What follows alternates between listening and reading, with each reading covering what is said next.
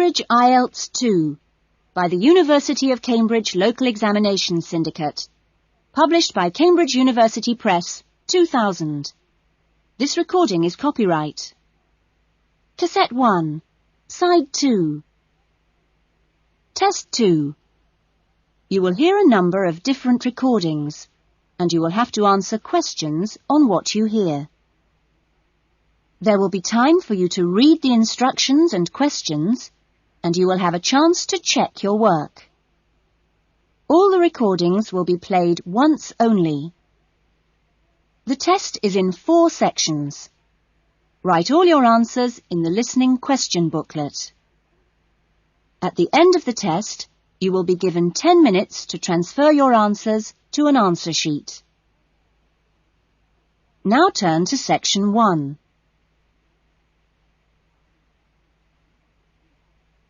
Section 1. Gavin, a newly arrived student, wants to insure the contents of his apartment. He calls an insurance agent to ask for information. First, you have some time to look at questions 1 to 6.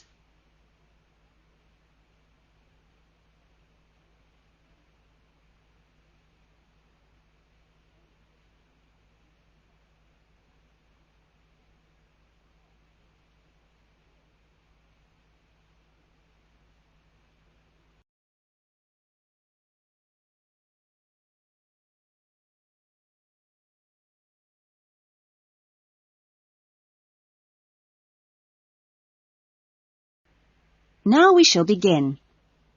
You should answer the questions as you listen, because you will not hear the recording a second time.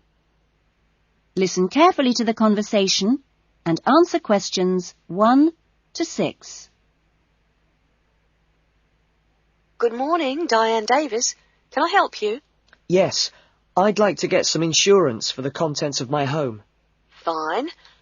When did you move into the house? A couple of weeks ago. And, it's an apartment, actually. I was told by the landlord that it would be a good idea to get some insurance for the furniture and other personal possessions. Fine. Well, let's get some details. What kind of apartment is it? It's a 2-bedroom apartment. Huh? What floor is it on? Why do you need to know that? Because it affects the cost of the insurance. An apartment on the ground floor isn't as protected as others, and there's more chance of a break-in. Really? I didn't know that. It's on the second floor. Second. And how much is the rent? It's $615 per month. Good. And where is it located? In Biggin Street, South Hills. I see. And what things did you want to insure? Well, what do you recommend? Well, the most important things are those which you would normally find in a home. Things like the television, fridge, and so on. I see. Well, I've got a fridge and a stereo system, which I've just bought from a friend. And how much did you pay for the fridge? $450. 50 or 15? 50. And the stereo system cost $1,150. Have you got a television? Yes, but it's very old and not worth much. Okay. Well, is there anything else you want to insure? Yes. I've got a couple of watches and my CDs and books. How much do you think they're worth? The watches are worth $1,000? For both of them? No, each one. And altogether, the CDs and books cost me about $400. Okay. So the value of everything you want to insure is $4,000. How much will the insurance cost? Let me see. $4,000 divided by plus 10%. Right. So this kind of insurance, that's private contents insurance, it comes to $184 for a 12-month period. $184. Well, that sounds pretty good. OK, I'll take that policy. Before the conversation continues, you have some time to look at questions 7 to 10.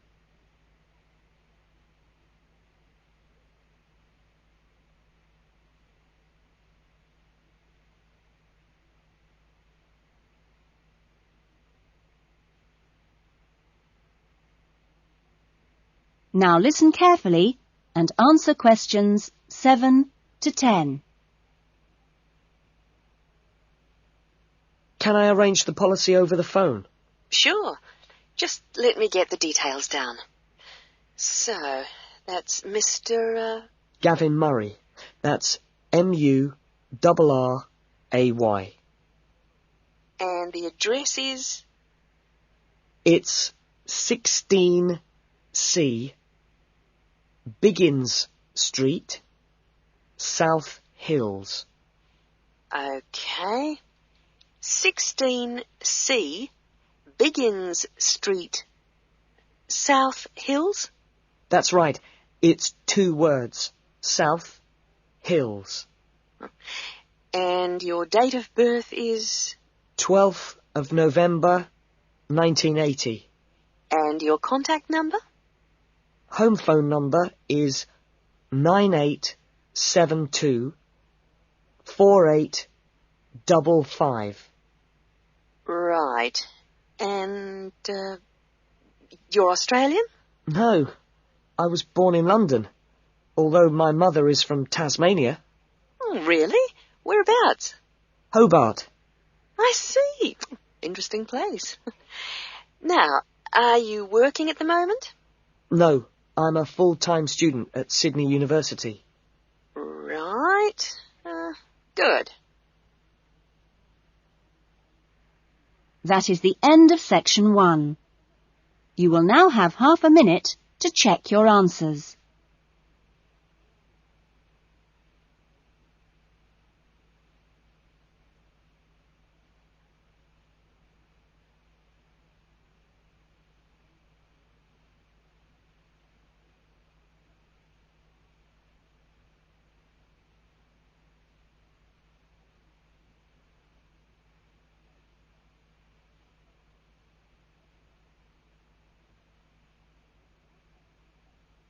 Now turn to section 2.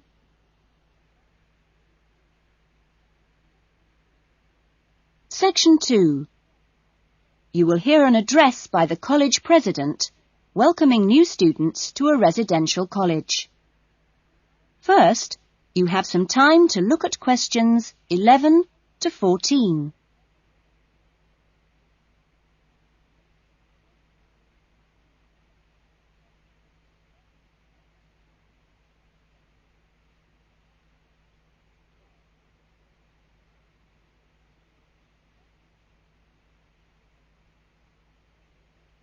Now listen carefully to the first part of the talk and answer questions 11 to 14. Well, good morning, everyone. It's good to see you all here. Welcome to Smith House. Smith House, as you may or may not know, is one of the oldest residential colleges of the university. As you can see, the building you're in now, which contains this main lounge, the dining room, the recreation room, the kitchen and the offices, was part of the original old house built in the 1840s, to be used by the family of George Smith. That's, of course, how the house and college got their names. The original house was converted into a residential college for the university in 1940, and since then has continued to be added on to and modernised. You'll notice when you receive your room allocation in a few minutes that your room number either begins with the letter N, S or W, like this one here. The first letter refers to the 3 wings of the college, which come away from this main building. Of course, the letters represent the 3 directions, in this case, north, south and west. Each wing has 2 floors, and so the next number you see is either 1 or in this case 2, and this indicates which floor your room is on. The number after that is your individual room number. So it's quite simple to find any room by going to the right wing, then floor, and then room number. Before you hear the rest of the talk, you have some time to look at questions 15 to 20.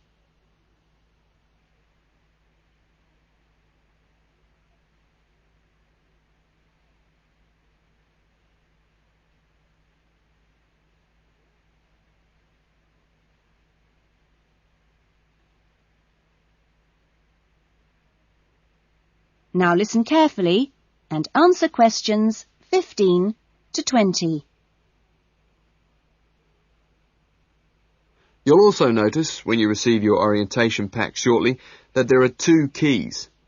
One is the key to your room, and only you have that key, and the other is a key to the front door, which you've just come through here from the street. This door is closed and locked at 8 p.m. every night, and opened again at 7 a.m. You'll need your key if you're coming back to the college between those times. We ask all students to always enter and leave the college through the front door. You'll notice at the end of each corridor that there is another door, but these are fire doors and are kept locked from the outside. They should only be opened from the inside in case of emergency.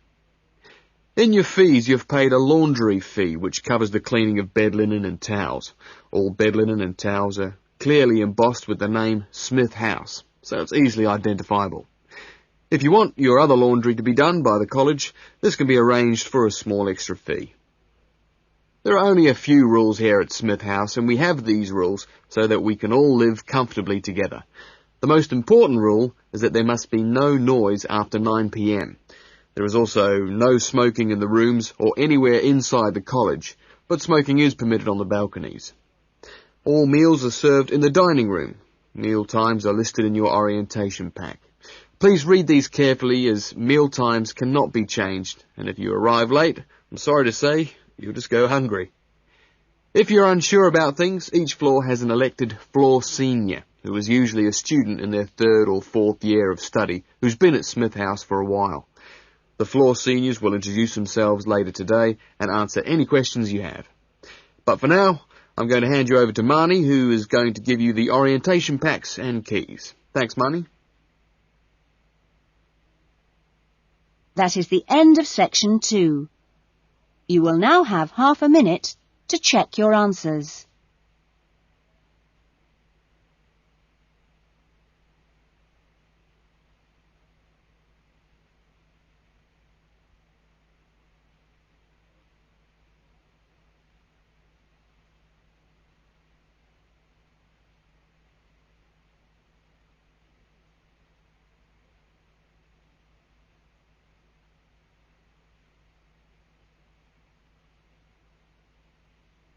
Now turn to section 3.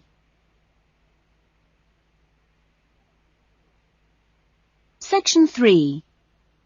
You will hear a conversation between 2 students, Lynn and Robin, who are discussing an assignment.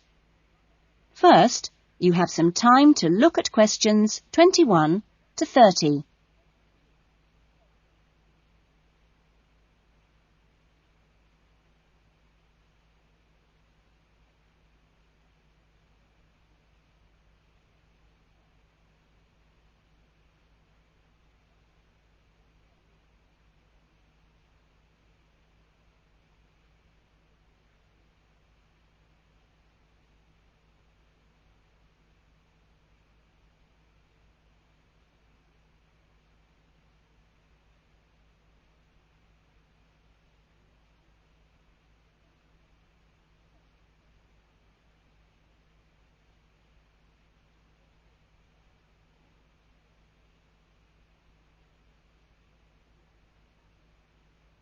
Now listen carefully to the conversation and answer questions 21 to 30.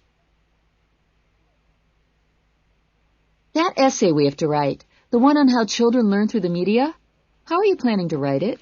Well, I've given it some thought, and I think that the best way to approach it is to divide the essay into 2 parts. First of all, we'd have to look at some examples of each type of media. Yes, what they are. Then we could describe how we can use each medium so that children can learn something from each one. Exactly. maybe we could draw up a table and look at examples of each medium in turn. Let's see. The different forms of media would be the print media. Here you'd have things like books and newspapers, that sort of thing. And included in these are the pictorial forms of print media, like maps. Yes, maps are really just formal pictures, aren't they? And then there are what we call the audio forms of media, where children can listen. CDs and radios are probably the best examples because a lot of children have access to these, especially radios. And this would lead into the audio-visual media, which can be seen as well as heard. Film, television, and we mustn't forget videos. Yes, but there's a final category as well. Computers that make up the so-called electronic media. In the United Kingdom and Australia, they say that 1 in 3 families has a computer now. Yes, I believe it. Well, that's a good list to start with. We're really getting somewhere with this essay now. So let's move on to when each type of medium could be used. I guess we could start by trying to identify the best situation for each type of media. What do you mean? I'm talking about whether each medium should be used with different size groups. For example, we could look at pictures and ask whether they're more useful for an individual child, a few children together, or a full class. In this case, I'd say pictures are best with individual children because they give them an opportunity to let their imaginations run wild. Yes, I see. Let's take tapes next. Although tapes look ideal for individual children, I feel they're best suited to small group work. This way, children don't feel isolated because they can get help from their friends. Computers are the same.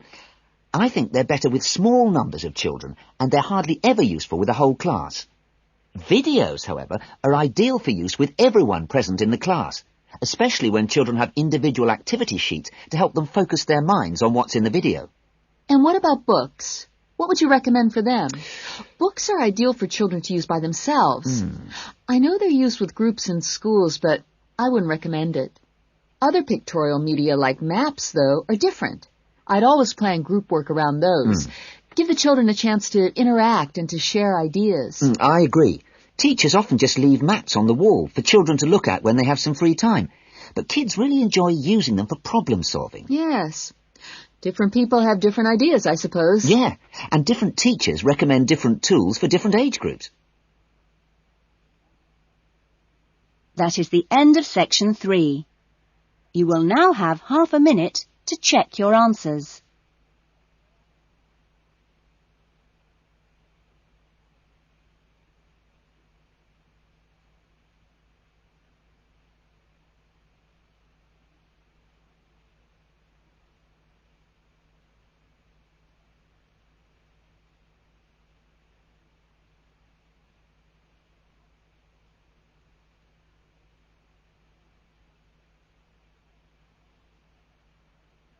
Now turn to section 4.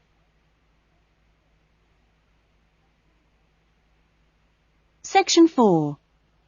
You will hear a lecturer talking to a group of students at the beginning of a course in rural development. First, you have some time to look at questions 31 to 40.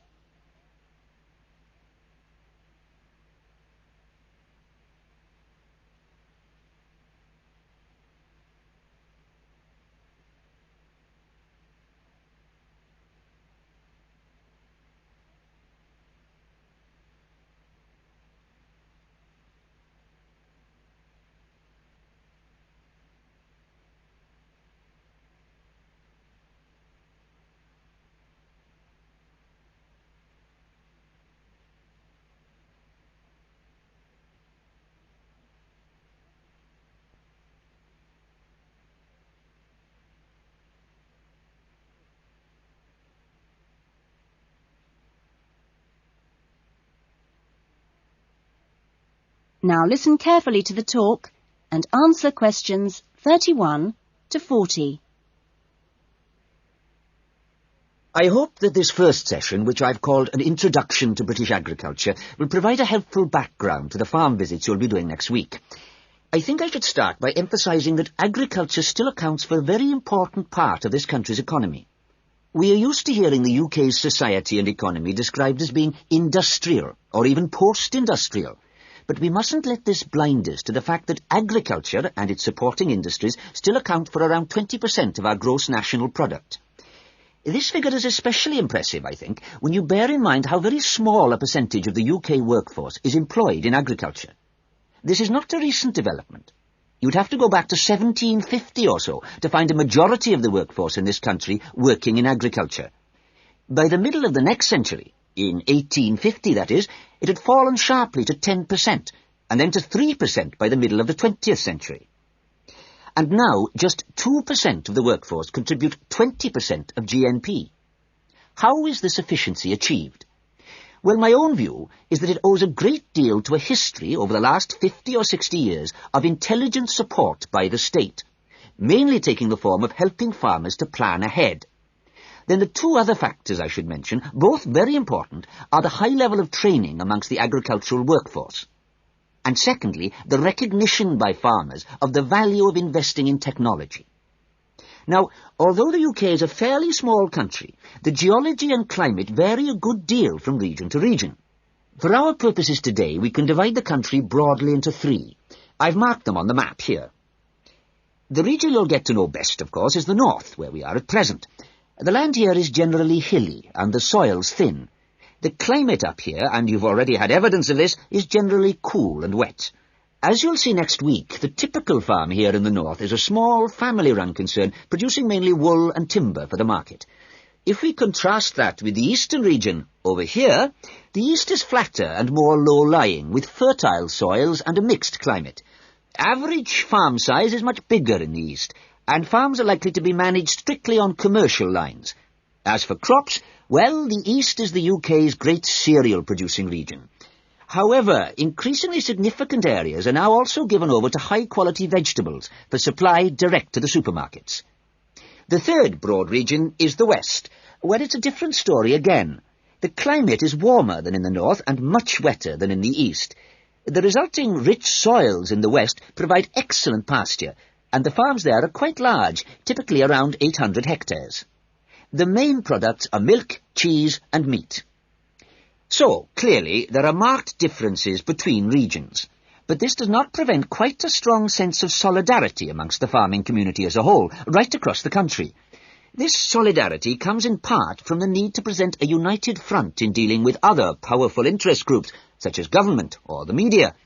It also owes something to the close cooperation between all the agricultural training colleges, through which the great majority of farmers pass at the beginning of their careers.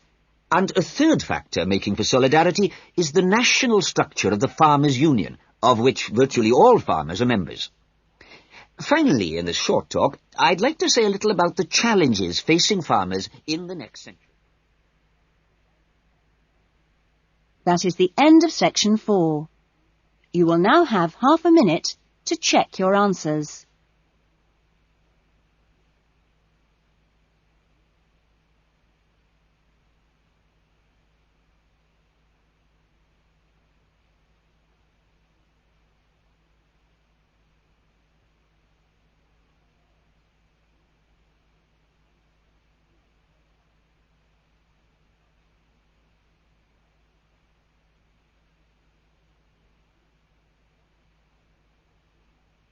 That is the end of the listening test.